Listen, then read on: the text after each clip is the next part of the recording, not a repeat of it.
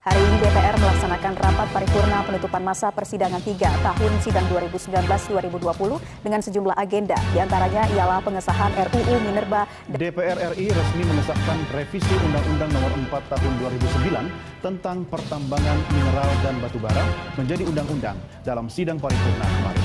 Ya, pengesahan Undang-Undang Minerba di tengah kondisi PSBB dan penyebaran virus corona saat ini semakin ramai menuai kritik dan reaksi. Kami mohon kepada rapat paripurna DPR RI ini untuk menyetujui rancangan undang-undang tentang pertambangan mineral dan batu bara untuk disahkan menjadi undang-undang. Setuju.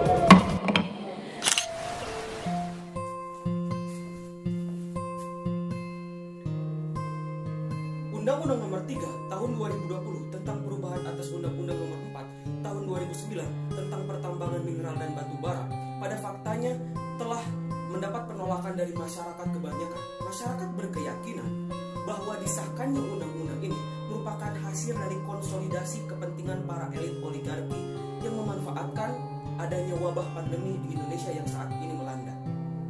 Adanya catatan-catatan baik itu secara formil maupun material dalam undang-undang ini membuat masyarakat berspekulasi bahwa undang-undang ini dibuat tidak untuk mengakomodir kepentingan masyarakat kebanyakan. Oleh karena itu, dalam video kali ini, saya, Dea Iswandi, NIM 811418113 akan menjelaskan terkait pergulatan politik dan hukum di dalam Undang-Undang Nomor 3 Tahun 2020 tentang pertambangan mineral dan batu bara. Video akan menjelaskan yang pertama terkait hubungan antara politik dan hukum. Yang kedua adalah konstitusionalitas dalam Undang-Undang Nomor 3 Tahun 2020 tentang pertambangan mineral dan batu bara. Dan yang terakhir, saya akan menyampaikan terkait siapa saja sebenarnya yang paling diuntungkan dengan disahkannya undang-undang ini. Sebelum memasuki pada pembahasan pokok, saya akan memulai video ini dengan membahas terlebih dahulu persinggungan antara politik dan hukum. Sebagaimana yang kita ketahui bahwa politik dan hukum memiliki relasi atau hubungan yang sangat erat satu dengan yang lainnya. Sejak dulu kala, hukum dan politik memiliki hubungan yang sangat erat. Hubungan antar keduanya adalah interdependensi atau saling ketergantungan dan saling mempengaruhi. Ada satu ungkapan yang sangat menarik menurut Mokhtar Kusumatmaja yang mengatakan bahwa politik tanpa hukum itu zolim, sedangkan hukum tanpa politik itu lumpuh. Maka dapat kita simpulkan, di satu sisi hukum merupakan hasil negosiasi-negosiasi berbagai kepentingan politik. Namun demikian, di sisi lain hukum dapat mendesain politik itu sendiri.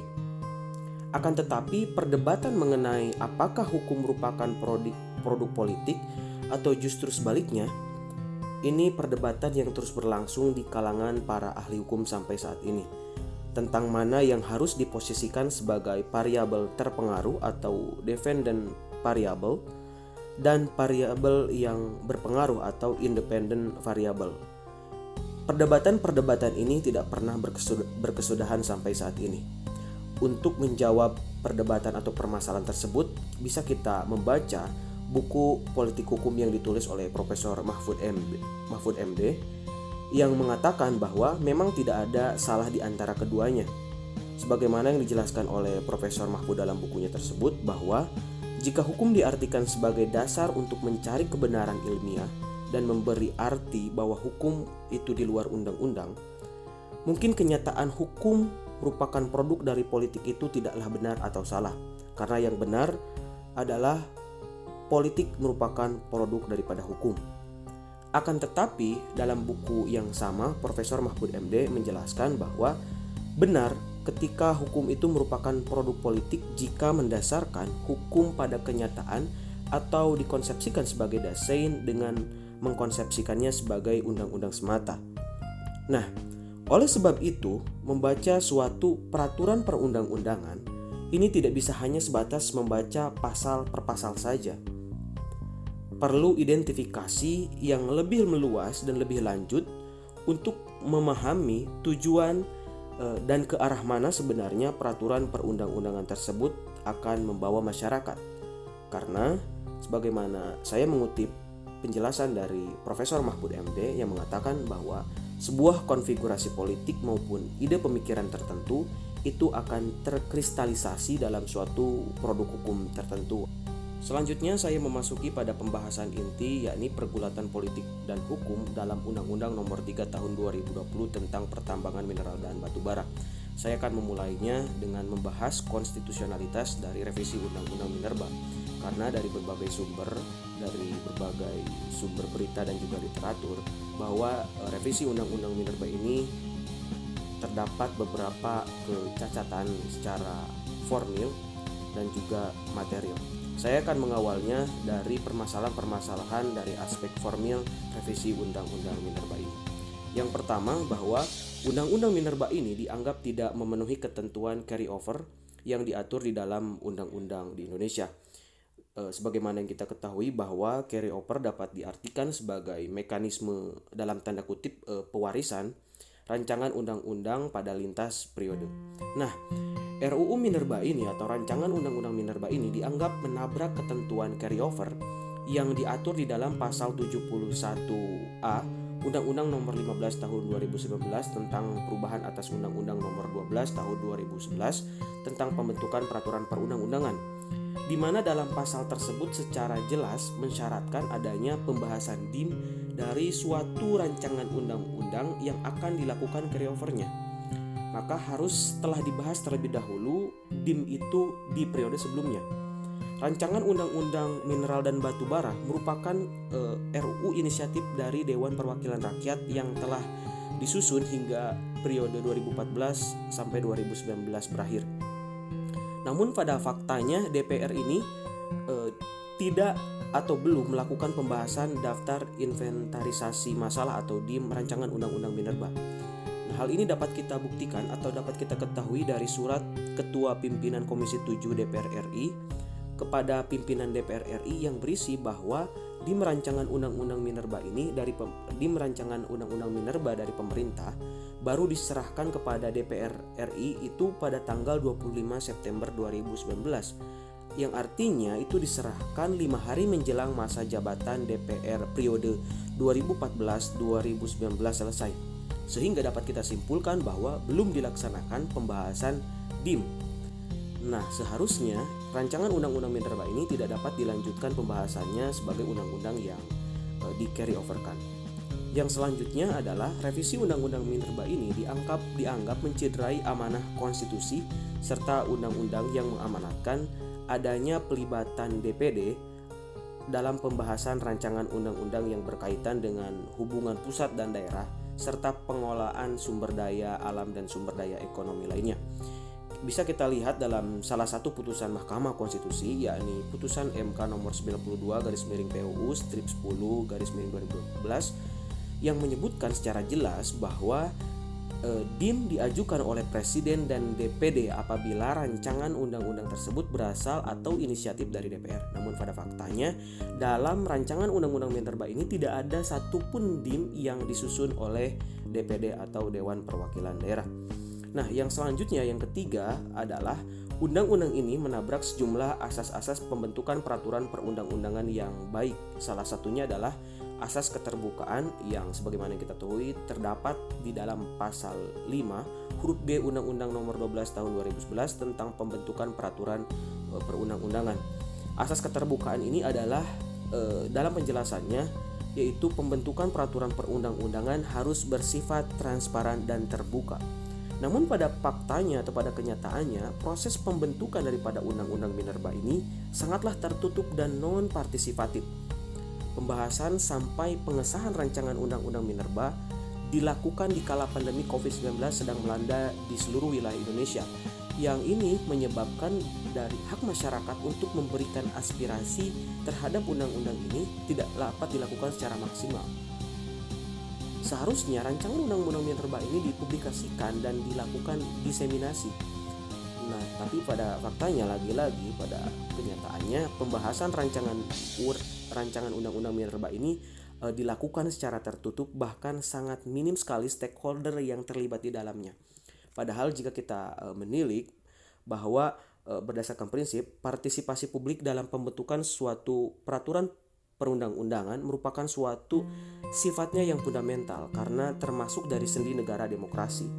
Seperti apa yang telah disampaikan oleh salah satu pakar hukum tata negara yaitu Prof. Susi Dwi Ariyanti yang mengatakan bahwa pembentukan peraturan perundang-undangan yang sesuai dengan prinsip negara hukum setidaknya harus memenuhi substantif due process of law dan procedural due process of law.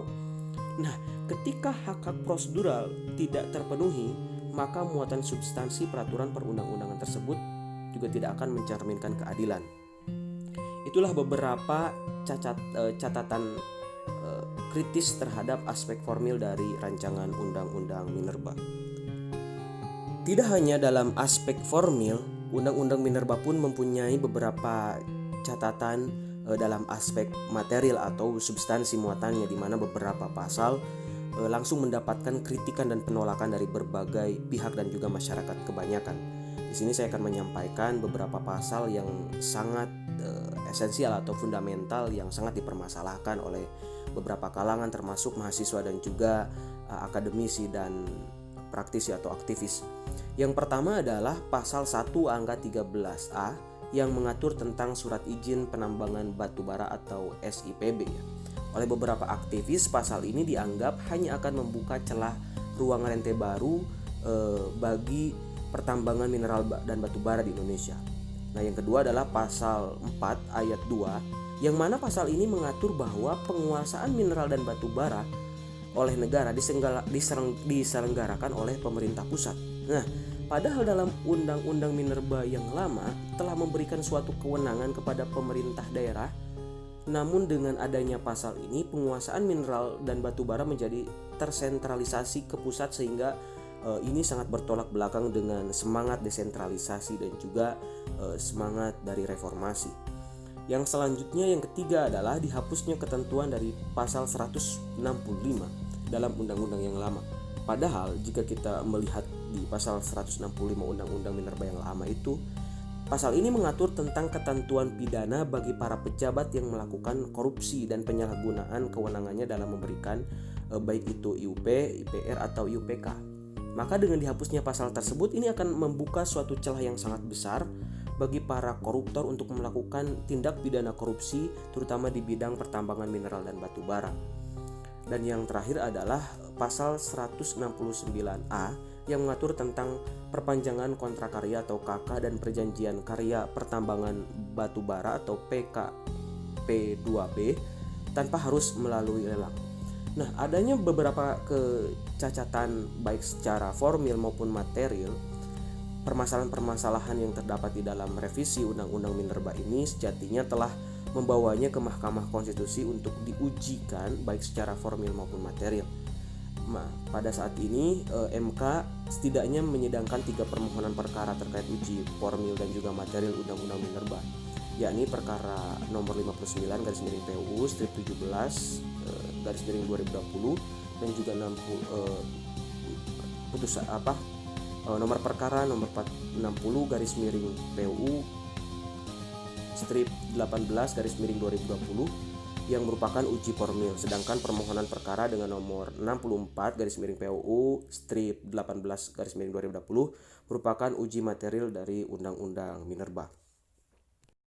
Nah, adanya kecacatan secara formil maupun material dalam Undang-Undang Minerba ini dan melihat konstitusionalitas Undang-Undang Minerba yang dipermasalahkan, maka telah menimbulkan suatu spekulasi bahwa Undang-Undang Minerba ini memang tidak diproyeksikan untuk kepentingan bagi rakyat kebanyakan.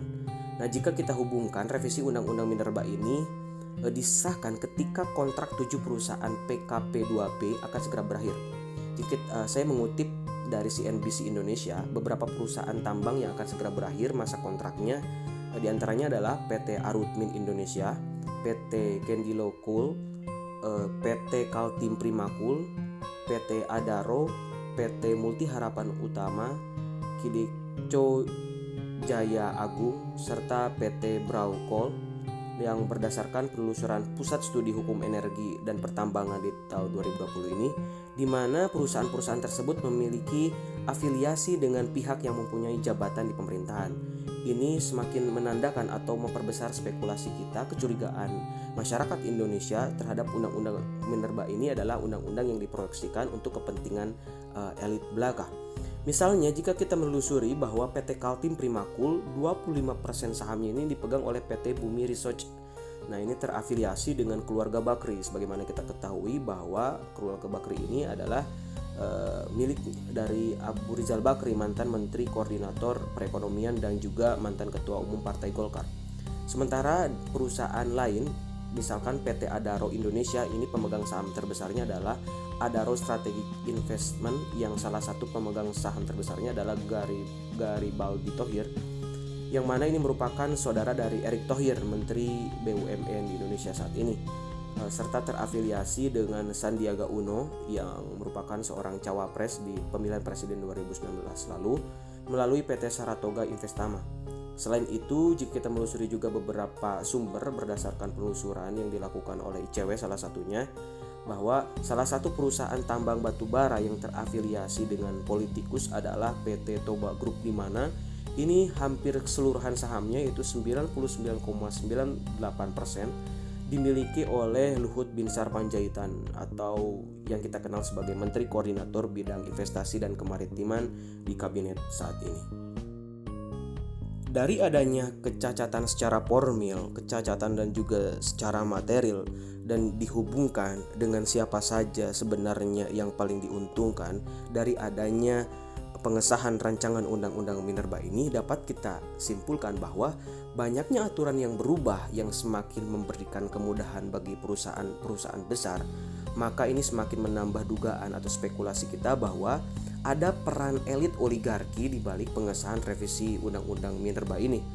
Jika kita membaca buku teori-teori oligarki, salah satunya dari Jeffrey Winter, yang mengatakan bahwa menurut Jeffrey Winter, oligarki dapat dipahami sebagai politik yang dijalankan oleh kalangan orang kaya, yakni sang oligark, untuk mempertahankan kekayaannya secara aktif melalui kekuasaan negara.